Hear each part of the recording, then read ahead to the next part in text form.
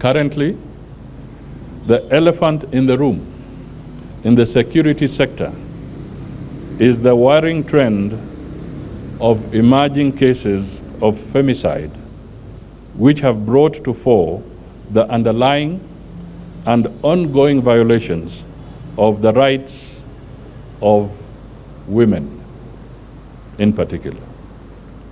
The country has recorded a total of 7,107 sexual and gender-based cases, gender-based violence cases, from September 2023 to date. Nairobi County recorded the highest number of SGBV cases, while Samburu and Mandera counties had the lowest incidence. There are 100 murders of women from August to November 2024.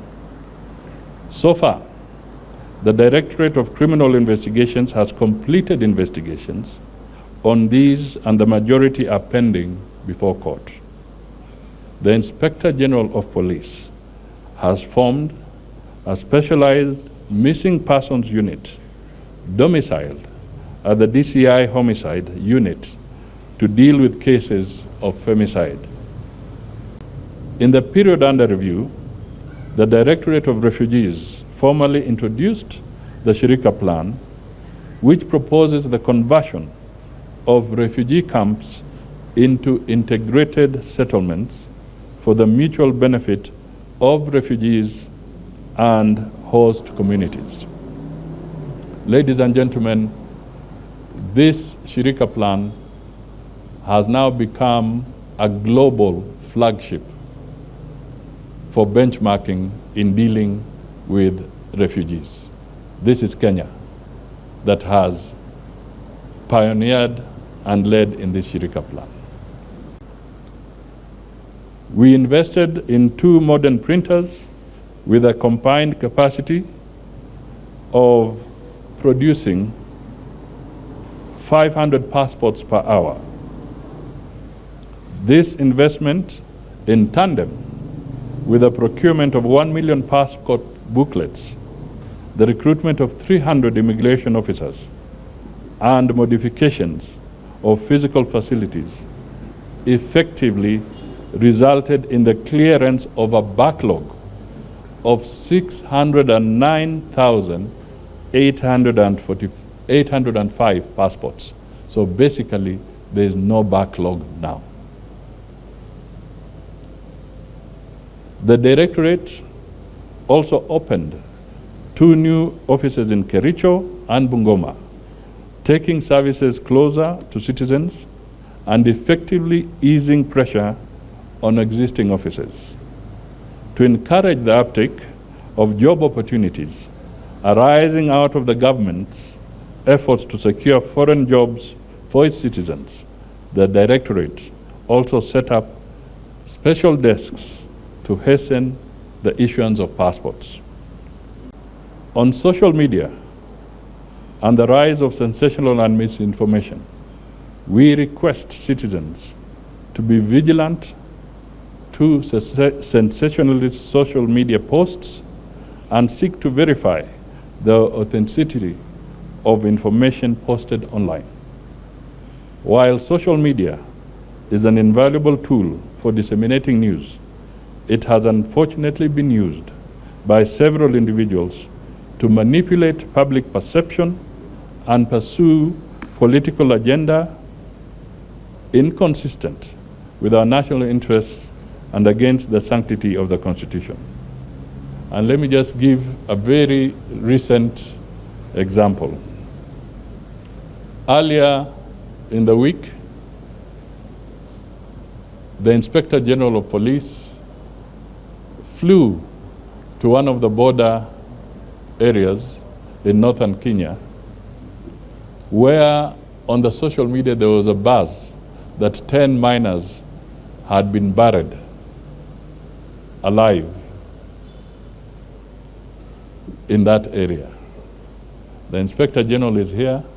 They went there physically with his team and it turned out the information was false. So ladies and gentlemen and fellow Kenyans, you can imagine you now remove the attention of the Inspector General from the focused area to a place where people are playing pranks. Suppose now there was a genuine emergency somewhere else. What happens? We need to address these things collectively. The events surrounding the protests in mid-2024 remind us of the delicate balance between the right to peaceful assembly and the need to maintain public order. While it began as a lawful exercise of democratic rights, criminal elements infiltrated and disrupted the peaceful fabric of our nation. Though the majority of demonstrators sought to express their views lawfully, regrettably, criminal elements exploited the situation, leading to the tragic loss of life, a compromise of public safety, and the endangering of key national institutions, including Parliament and the Supreme Court. Our security services' response to the demonstrations aimed to restore peace and order. We deeply regret the loss of lives and injuries sustained during this period, both among civilians and security personnel. These losses are a solemn reminder of the collective need for vigilance and restraint. On the issue of the unfortunate incident of the demonstrators, the Inspector General has taken the necessary action, and he went even further. He even had a conversation with the organizers of the demonstrations and rendered a personal apology on behalf of the government of Kenya. So that was redressed in that context. On matters security, there is a decrease in general crime, including offenses such as robbery, break-ins, stock theft, vehicle thefts, dangerous drugs, traffic offenses, and corruption cases. However, there are increased incidences of vandalism targeting electric power transmission infrastructure, resulting in power disruptions, affecting service delivery, and thus causing economic loss. A total of 114 cases were reported across the country, and 81 cases are in court, and 33 are under investigation. As we approach the festive season and prepare for the opportunities and challenges of the coming year, the Ministry of Interior and National Administration wishes to reaffirm our commitment to ensuring the safety and security of all Kenyans and residents within our borders. The government upholds the rule of law and ensures that any criminal acts are dealt with firmly and in accordance with the law. This underscores our unwavering commitment to uphold the Constitution and protect the rights of all. To foster a culture of security, we call upon citizens to partner with law enforcement agencies, reporting criminal activities and suspicious behavior, and providing information to local authorities so that we can make a significant difference in building a safer society. On road accidents, the country has recorded an increase in serious injury due to road traffic accidents, rising by about 11% since 2023. There has, however, been a decrease in fatalities among drivers, passengers, pillion passengers, those are the ones who ride at the back of a motorcycle, and motorcyclists by 5.85%, 10%, 9%, and 10.05% respectively. The month of December normally records the highest number of fatalities. I therefore urge Kenyans in this festive season, especially public service vehicles, drivers, driving on long-distance trips, to be careful and drive safely. To ensure the safety of our people during the festive season, I give the following directives to our security enforcement officers. 1, increased police presence and patrols along major highways, both day and night, to monitor and enforce compliance with traffic laws. The enhanced patrols will serve to discourage reckless driving and speed violations, and to prevent unlicensed and overloaded PSVs from operating. 2, strict enforcement of vehicle roadworthiness regulations, including ensuring that all PSVs have valid road service licenses, either for long distance or commuter routes. This will help ensure that only safe vehicles are on the road. 3, heightened action against illegal and unlicensed PSVs to prevent them from operating as passenger transport vehicles. Such vehicles should not be allowed to carry passengers as they do not meet the required standards for passenger safety as stipulated in the NTCA operations regulations of 2014. We need them to enforce speed limits across all major highways and prevent road crashes relating to speeding. Personal responsibility by law enforcement officers, base commanders and officers serving within their stations should do their uttermost to preserve safety and ensure no incidents occur within their jurisdictions. Every officer must be actively engaged in monitoring, reporting, and addressing any issues of non-compliance to road safety regulations.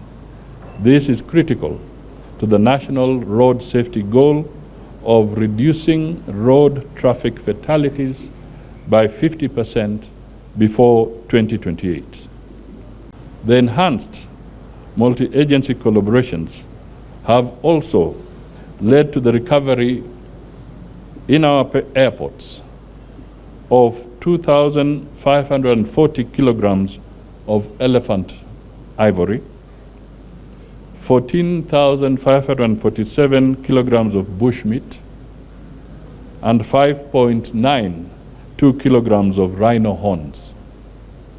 5 suspects were arrested and prosecuted this year.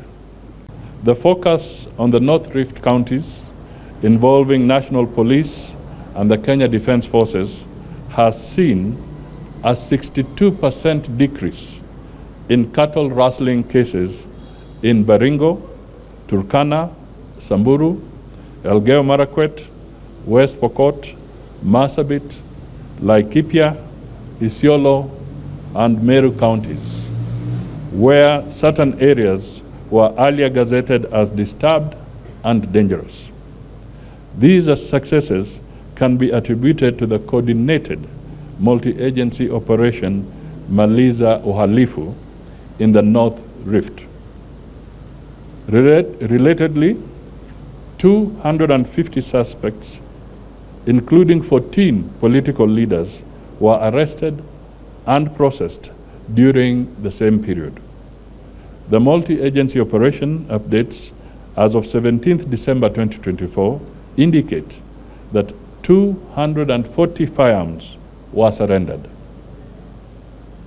while 14,598 cows were recovered. Unfortunately, 179 civilians were killed and 4 officers lost their lives. Following the resultant peace in the once volatile area, the government has completed rebuilding 11 primary schools. 5 others are under rehabilitation, while we project to rehabilitate 9 more for use during the first term of next year. In the recent past, social media has been misused to perpetuate a narrative that certain lawful arrests were abductions, when in fact those arrested are either awaiting trial or have been released after the necessary legal procedures. Some of the people allegedly kidnapped were safely reunited with their families, for instance, the two Kitengela brothers and activists. All arrests will be conducted within the bounds of the law, and we remain committed to upholding the principles of justice and due process. Any officer found contravening these principles will be held accountable. On e-citizens, we have onboarded over 22,000 government services available online, and 375,000 Kenyans visit the e-citizen platform daily. Listen to that, 375,000 daily for different services. Over 13 million users are registered on e-citizen platform. We also closed down 1,130 pay bills and created a single pay bill, the famous 22222, for payment of all government services. This has resulted in the collection of Kenya shillings 900 million daily. On terrorism, Kenya has achieved milestones in the fight against terrorism and violent extremism. With the Global Terrorism Index impact score for Kenya decreasing from a high in 2023 to a medium in 2024. Our reports indicated that from January 2024 to November from January 2022 to November 2024, our officers have thwarted 47 terrorist attacks across the country. During the period, several terrorists have been neutralized. The government has also pushed for 11 successful convictions. Noteworthy, our success also came through collaborations with our international agencies and partners to thwart crime through training and equipment support. We also have the Inspector General Investigations and senior officials within the executive. On social media, you have given the example of the IG having to entrapment or at least mistrust, because then again, what does those who are within that locality? Than a week, then he disappeared. So where is called this Jumaisu? Any progress on